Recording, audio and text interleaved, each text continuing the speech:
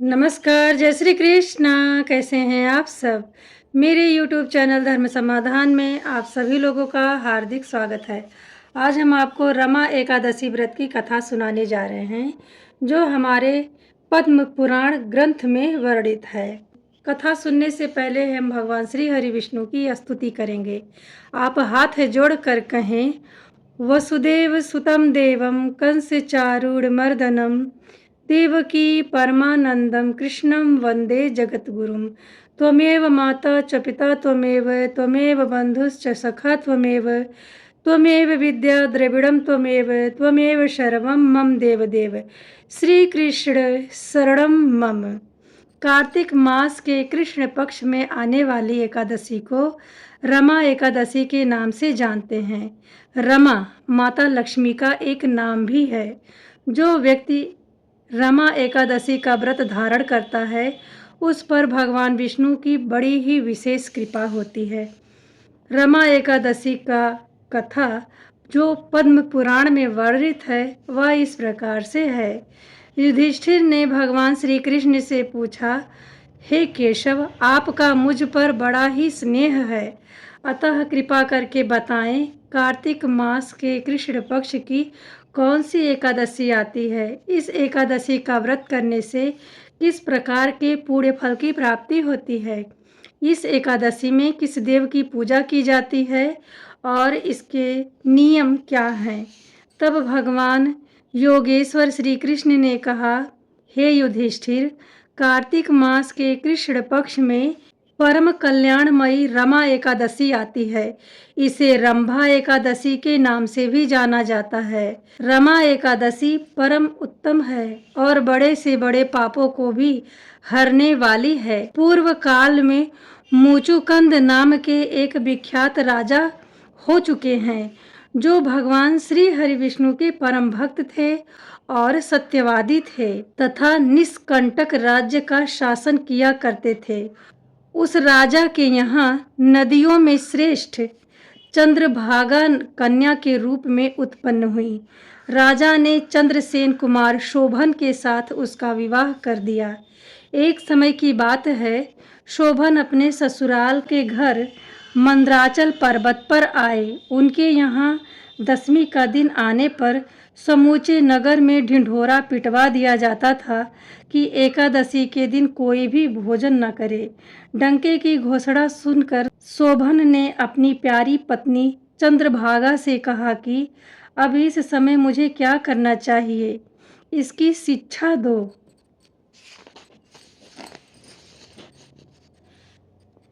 चंद्रभागा बोली, प्रभु, पिता के घर पर तो एकादशी के दिन कोई भी भोजन नहीं करता।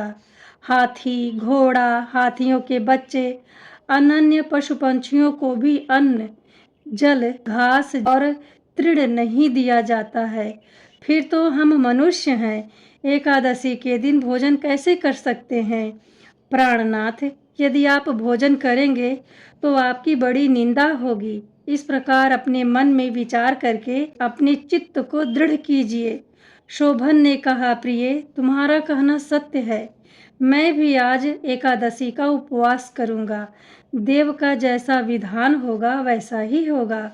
भगवान श्री कृष्ण युधिष्ठिर से आगे कहते हैं कि इस प्रकार दृढ़ निश्चय करके शोभन ने एकादशी के व्रत को पालन किया। भूख के कारण उसके पेट में बड़ी पीड़ा होने लगी, अतः वे बहुत दुखी हुए। भूख की चिंता में पड़े पड़े सूर्यास्त हो गया। रात्रि आई, जो हरि पूजा, पारायण तथा जागरण में अत्यंत वैष्णव मनुष्यों के लिए हर्षित अवसर होता है, मनुष्यों का हर्ष बढ़ाने वाली होती है, परंतु वह रात्रि न शोभन के लिए अत्यंत दुखदायी थी। सुबह होते होते उसके प्राण का अंत हो गया। राजा मुचुकंद ने राज्योचित काष्ठों से शोभन का दाह संस्कार करवाया। चंद्रभागा पति के साथ सती होना चाहती थी, लेकिन उसके पिता ने उसे रोक दिया। पति का पारलौकिक कर्म करके चंद्रभागा पिता के घर रहने लगी। हे युधिष्ठिर, रमा नामक एकादशी व्रत के प्रभाव से शोभन मंद्राचल के शिखर पर बसे हुए परम रमणीय देवपुर को प्राप्त हुआ। वहाँ शोभन द्वितीय वर की भांति शोभा पाने लगा। राजा मुचुकुंद के नगर में सोम शर्मा नाम से विख्यात एक ब्राह्मण रहते थे। वे तीर्थ यात्रा के प्रसंग से घूमते हुए कभी मंदराचल पर्वत पर गए। वहाँ पर उन्होंने शोभन को देखा। राजा के दामाद को पहचान कर वे उसके समीप गए। शोभन ने भी उस समय द्विज श्रेष्ठ सोम शर्मा को आया जानकर शीघ्र ही आसन से उठ खड़े हुए और उन्हें प्रणाम किया। फिर उसने अपने ससुर मुचुकुंद तथा पत्नी चंद्रभागा का समाचार पूछा और समस्त नगर का भी कुशल क्षेम पूछा। सोम शर्मा ने कहा, राजन, वहाँ पर सब कुशल हैं। यहाँ तो अद्भुत आश्चर्य की बात है। ऐसा सुंदर और विचित्र नगर तो कहीं किसी ने भी नहीं देखा होगा। बताओ तो सही, तुम्हें इस नगर की प्राप्ति कैसे हुई है? शोभन बोले, द्विज श्रेष्ठ, कार्तिक मास के कृष्ण पक्ष की रमा एकादशी होती है, उसी का व्रत करने से मुझे ऐसी नगरी की प्राप्ति हुई है। हे ब्राह्मण देव, मैंने श्रद्धाहीन होकर इस व्रत को किया था, इसलिए मैं ऐसा मानता हूँ कि यह नगर स्थिर रहने वाला नहीं है। आप मुचुकुंद की सुंदर कन्या चंद्रभागा और मेरी पत्नी से यह सारा वृत्तांत बताएं। शोभन की बातों को सुन करके सोम शर्मा ब्राह्मण मुचुकुंद के नगर पहुँचे और चंद्रभागा के सामने सब कुछ कह सुनाया। सोम शर्मा कहते हुए, शुभे, मैंने तुम्हारे पति को प्रत्यक्ष देखा है तथा इंद्रपुरी के समान उनके दुर्लभ नगर का अवलोकन किया है।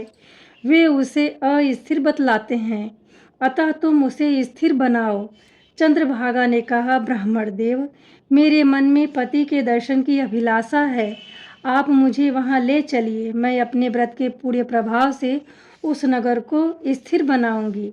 भगवान श्री कृष्ण आगे कहते हैं कि हे राजन, चंद्रभागा की बात सुनकर सोम शर्मा उसे साथ लेकर मंदराचल पर्वत के निकट वामदेव ऋषि के आश्रम पर गए। वहाँ मंत्रों की शक्ति तथा एकादशी के प्रभाव से चंद्रभागा का शरीर दिव्य हो जाता है तथा उसने दिव्य गति प्राप्त कर ली। उसके बाद वह पति के समीप गई। उस समय उसके नेत्र से हर्षो उल्लास से खिल उठे, अश्रु अपने आप बहने लगे। अपनी प्रिय पत्नी को आई देख शोभन को बड़ी प्रसन्नता हुई। उन्होंने उसे बुलाकर वाम भाग में सिंहासन पर बैठाया। चंद्रभागा ने हर्ष में भरकर अपने प्रियतम से यह प्रिय वचन कहे, नाथ, मैं हित की बात कहती हूँ, सुनिए। पिता के घर में रहते समय जब मेरी अवस्था 8 वर्ष की थी, तभी से लेकर आज तक मैंने एकादशी के व्रत को किए हैं। उनके कारण मेरे भीतर जो तेज संचित हुआ है, उसके प्रभाव से यह नगर कल्प के अंत तक स्थिर रहेगा, सब प्रकार के मनोवांछित वैभव से समृद्धशाली रहेगा।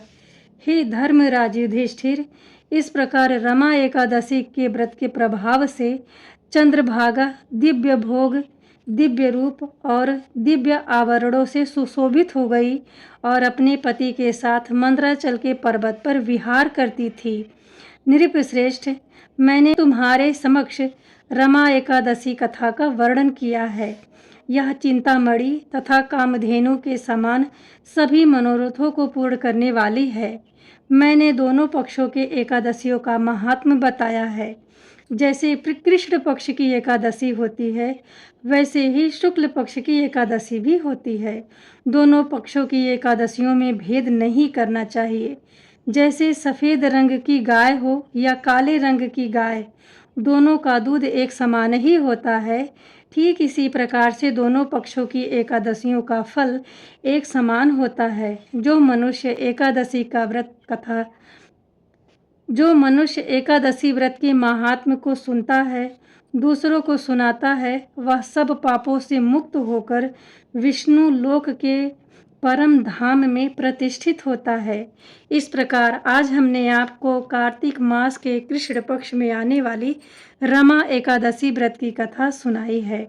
इस कथा को सुनकर यदि आप जरा सा लाभान्वित होते हैं तो कमेंट बॉक्स में जय श्री हरि विष्णु जरूर लिखें। मिलते हैं अगले वीडियो में ऐसी ही महत्वपूर्ण जानकारी के साथ। तब तक के लिए नमस्ते।